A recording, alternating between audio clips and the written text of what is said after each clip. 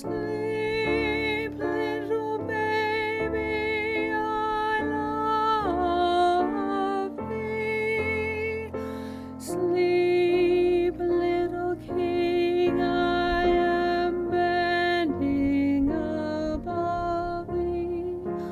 How should I know what to sing? Here in my arms as I sing thee to sleep, hush up, I know, rock up my soul. Kings may have wonderful jewels to bring.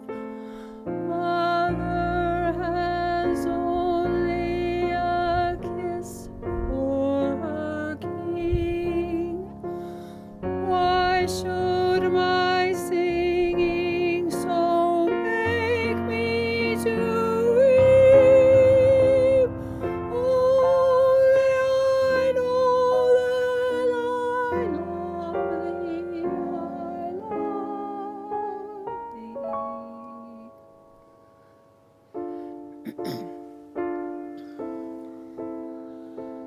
love thee, my little one. Sleep.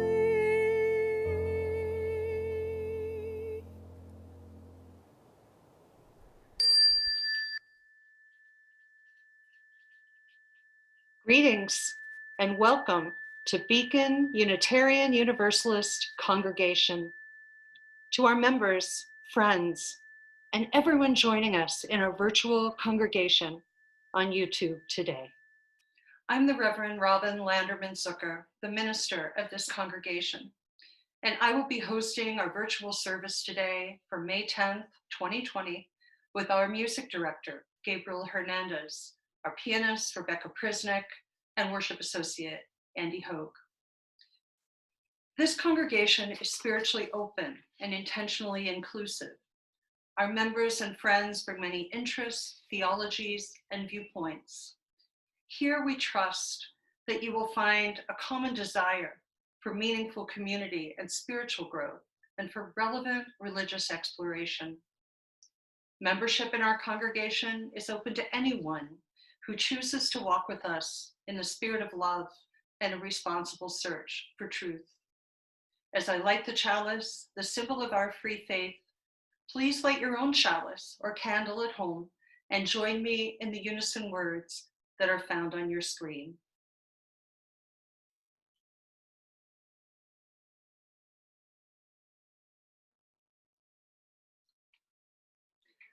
We light this chalice with a flame that draws us together. With this flame, we cut through the darkness of isolation and are warmed by the fire of interconnection. And now Andy has some opening words for us. Andy. Today's opening words are by Jennifer McLaughlin. The poem is called Like the First Hint of Green. As the first hint of green begins to peek through the barren ground, as that little sprig grows into a healthy stem, as that stem grows into a stalk and forms a bud, as that bud slowly opens with each new day to form a yellow daffodil. Let us be like that first hint of green, renewed by the warmth of the sun's rays, and ready to emerge with a new energy, ready to face the day. Sakura, Sakura, yayoi no sora wa miwatasu kagiri kasumi kakumo ka nioi zo izuru giza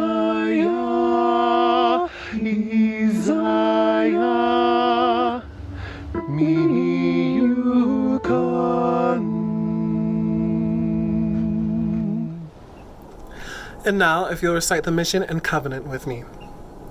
The mission of Beacon Unitarian Universalist Congregation is to be a welcoming community that embraces diverse thought, belief, and builds a just, peaceful, and compassionate world.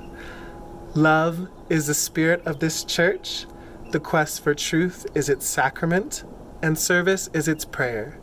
To dwell together in peace, to seek knowledge and freedom, to serve humanity and kindness. Thus do we covenant. Now is the time in our service when our congregation is invited to share a personal joy or sorrow in the supportive fellowship of this community.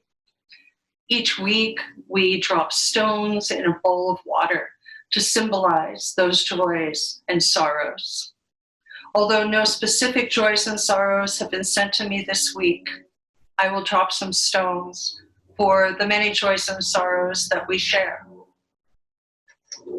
For all of us who continue to be in stay-at-home mode or lockdown mode and are feeling weary and wondering when we will be able to be together again, I put this stone in the bowl. For any who are suffering from the coronavirus or any other illness and are worried, maybe feeling isolated and even more concerned than usual, we send you love and light and drop this stone for you. For all of those in the world who are marginalized and living in difficult situations made more difficult by the circumstances of the coronavirus, we drop this stone for you.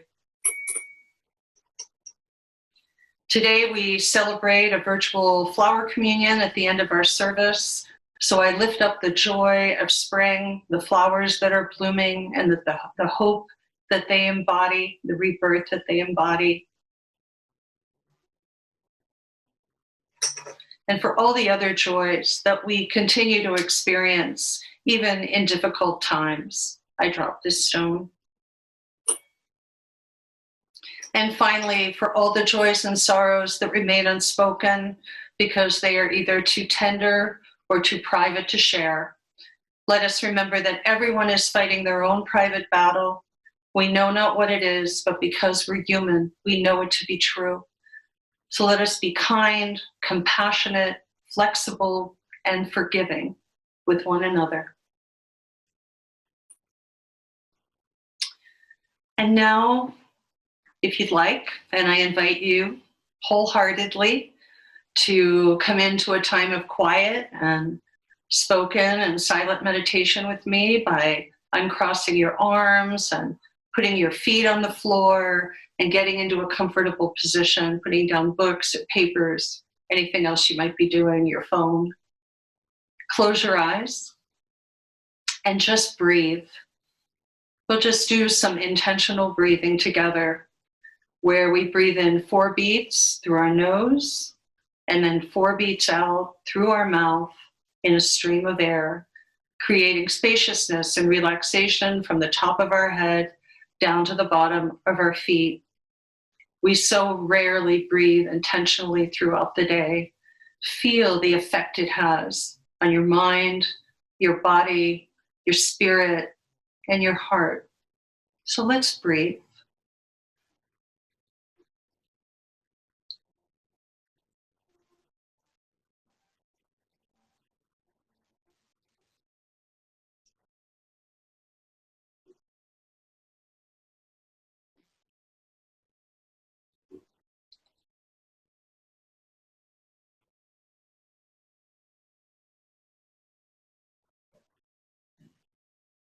Breathe and allow.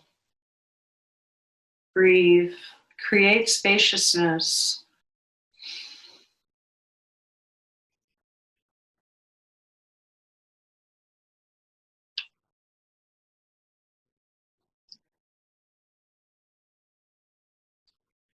As you continue with this breathing pattern, I offer these meditative words, this prayer called Garden of Your Mind by Carrie Fantelli.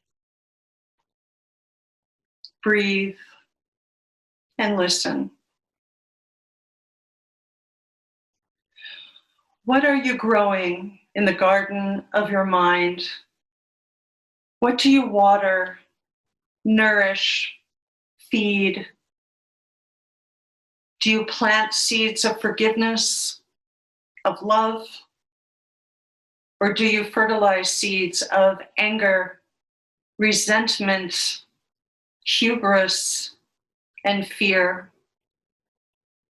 What are you growing in the garden of your heart?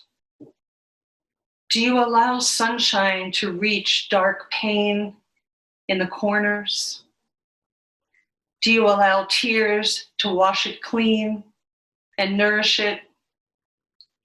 Or do you put up fences to keep out the feelings?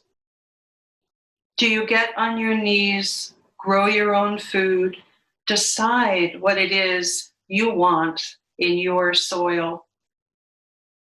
Know what you are cultivating, what you are growing. A lot can take root in the garden of your body, your mind, your heart, your spirit. If you let it seed, nourish it, allow it, watch it blossom. Blessed be. Let us be silent together as we continue our breathing.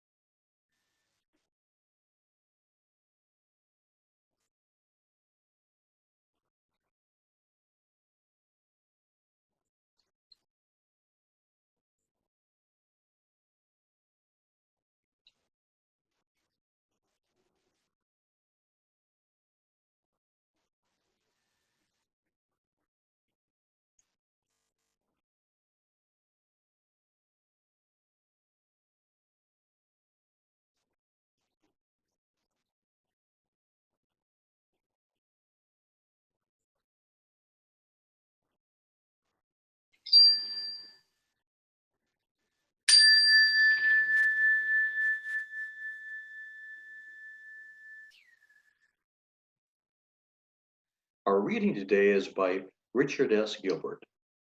It's called For the Flowers Have the Gift of Language. Speak, flowers, speak. Why do you say nothing? The flowers have the gift of language. In the meadow they speak of freedom, creating patterns wild and free as no gardener could match. Flowers, can you not speak joy to our sadness and hope to our fear? Can you not say how it is with you that you color the darkest corner? Oh, that you had voice, silent messengers of hope. Would that you could tell us how you feel, arrayed in such beauty. In the face of cruelty, they speak of courage. In the experience of ugliness, they bespeak the persistence of beauty.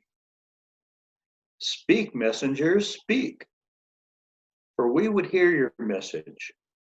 Speak, messengers, speak, for we need to hear what you would say.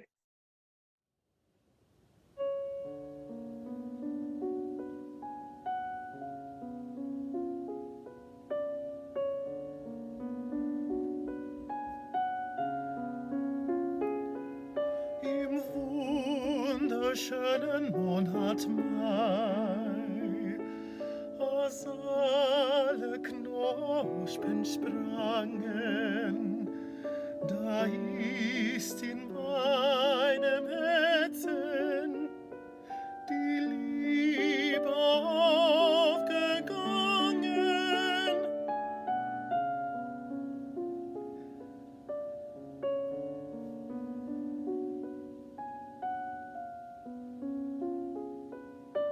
Im wunderschönen Monat Mai, als alle Vögel sangen, da hab ich hier gestanden, mein Sehnen und Verlangen.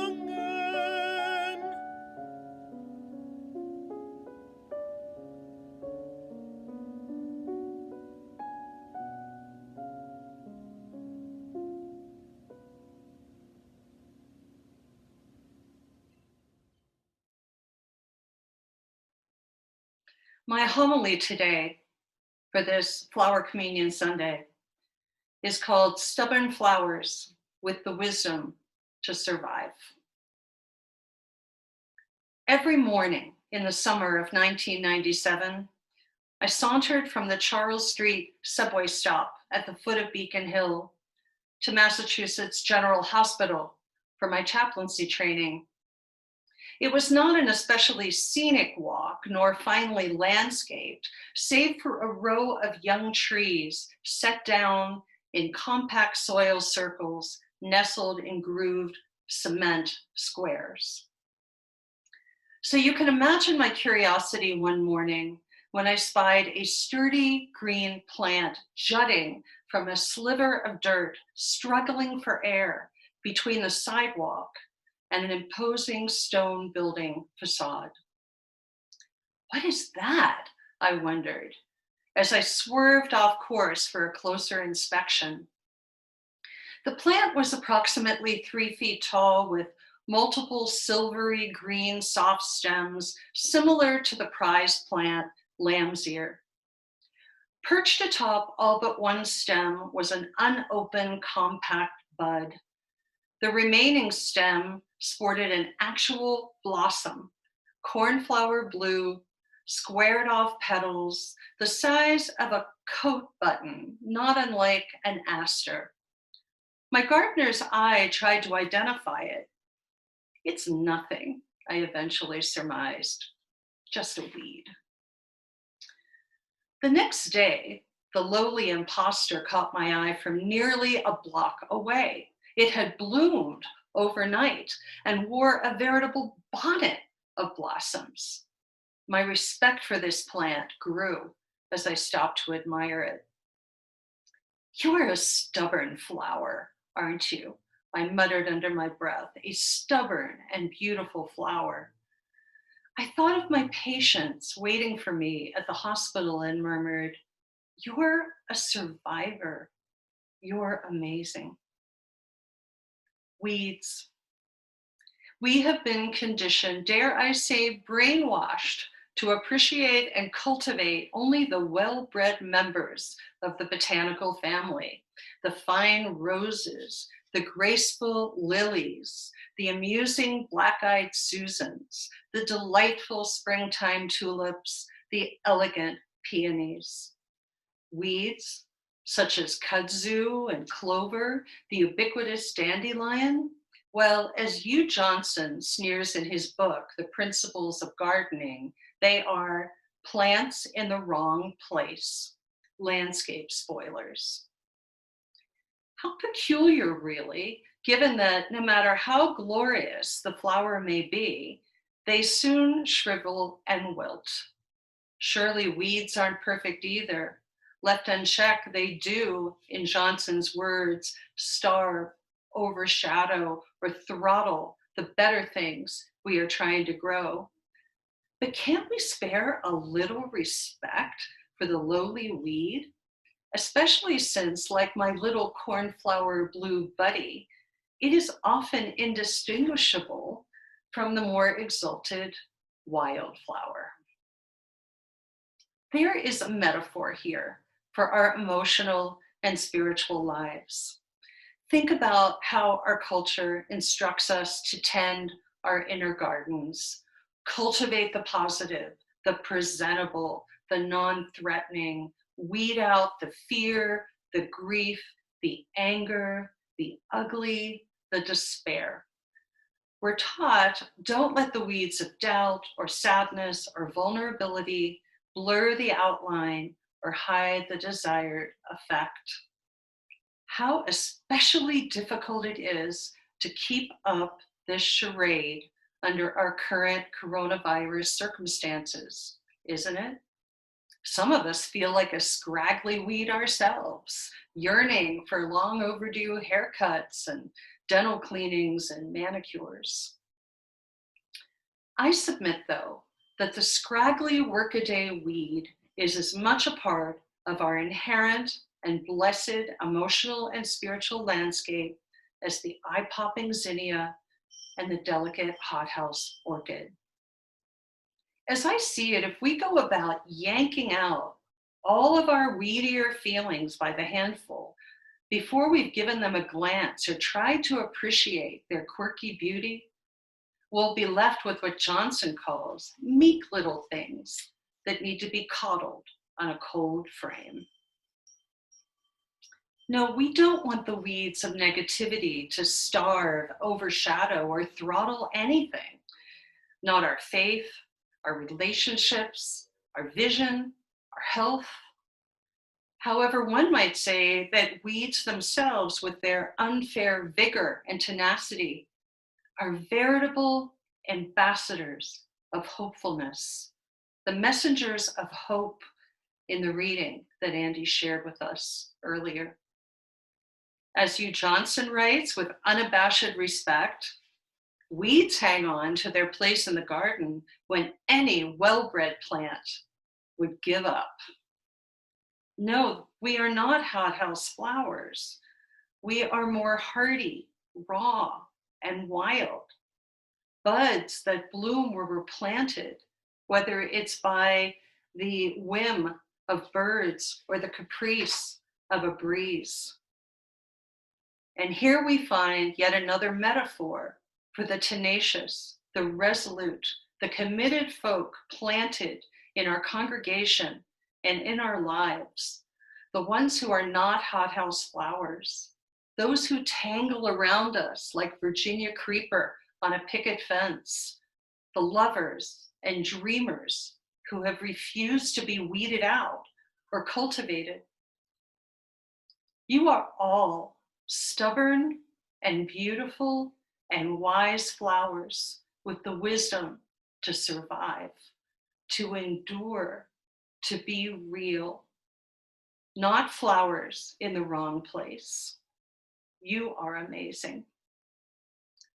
Woven too into the trellis of this community are the survivors of cancer and other maladies and misfortunes and mistreatments and addictions, people coping with some of life's toughest challenges, those with mental illness and their families, those who are in marginalized groups who are under even greater duress in our embattled and beleaguered society these days. You have refused to be weeded out or cultivated. You are stubborn, you are brave, and you are wise. You are survivors. You've hung on in the garden, and we've hung on there with you, and we will dance amidst the kudzu and the columbine. The world needs stubborn flowers who speak the message of love. The world needs us. Those of us who hold our ground, pun intended. So I hope we will all bloom where we are planted, no matter the soil, and grow hopefully toward the sun in our own unique and weedy way. And that we will help others with less rich soil do the same, with the miracle grow of our love and our faith. For inspiration, consider a tie-dye clad child with bright blue band-aids on her knee from a colleague's reflection. She writes, "There are children all over this world and some adults scattered here and there who unfailingly will punctuate their lives and their days with sacred celebration and with rituals signifying joy.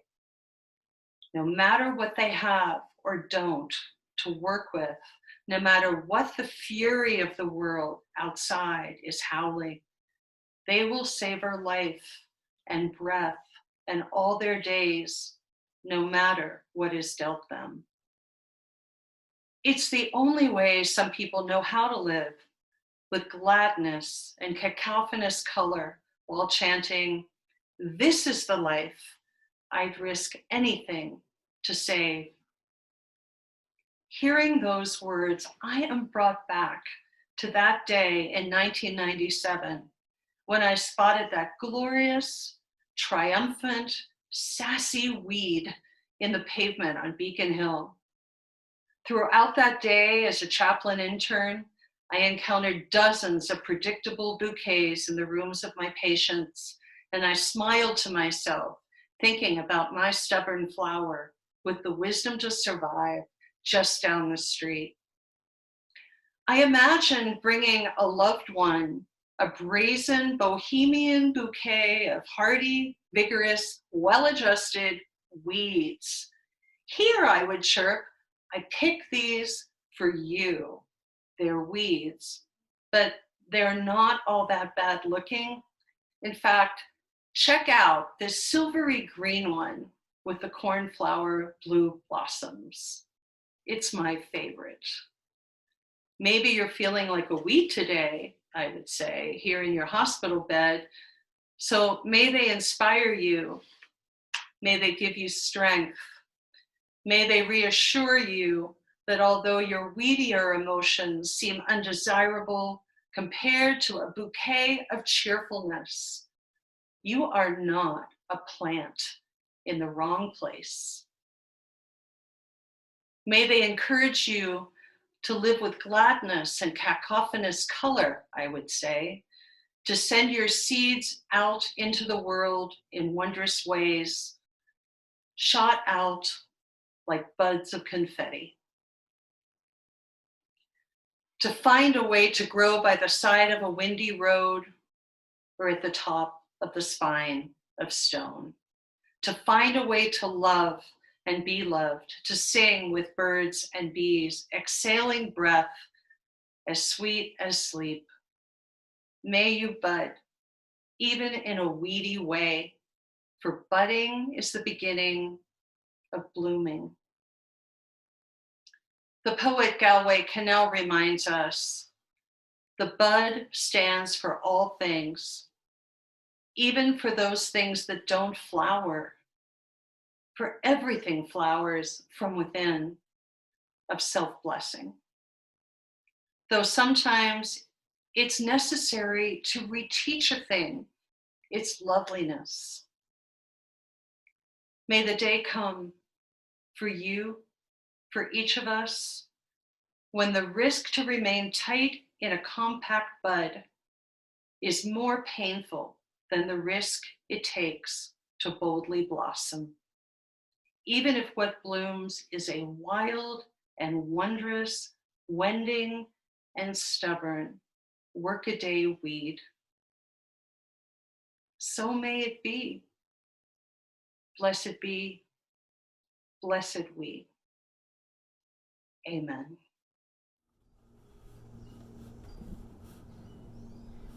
Hello, everyone. If you'll please join me in singing De Colores. De colores se visten los campos en la primavera.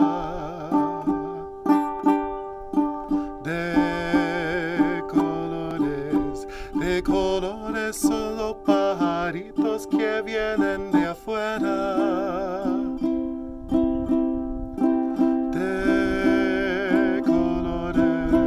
De colores es el arco iris que vemos lucir, y por eso los grandes amores de muchos colores me gustan a mí. Y por eso los grandes amores de muchos colores me gustan a mí. Canta el gallo con el kiri, kiri, kiri, kiri, kiri. La gallina con el cara, cara, cara, cara, cara.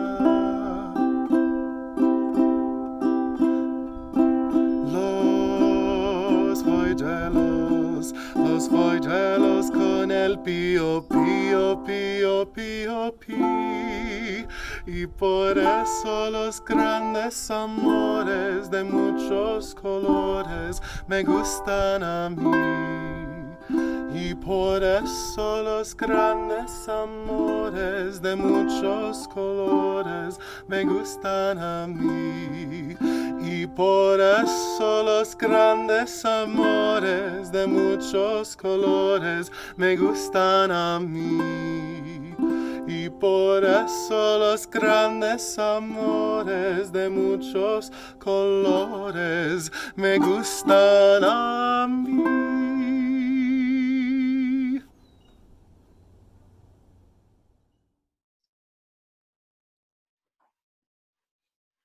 Each week in our congregation, we take an offering to support Beacon and our community partners.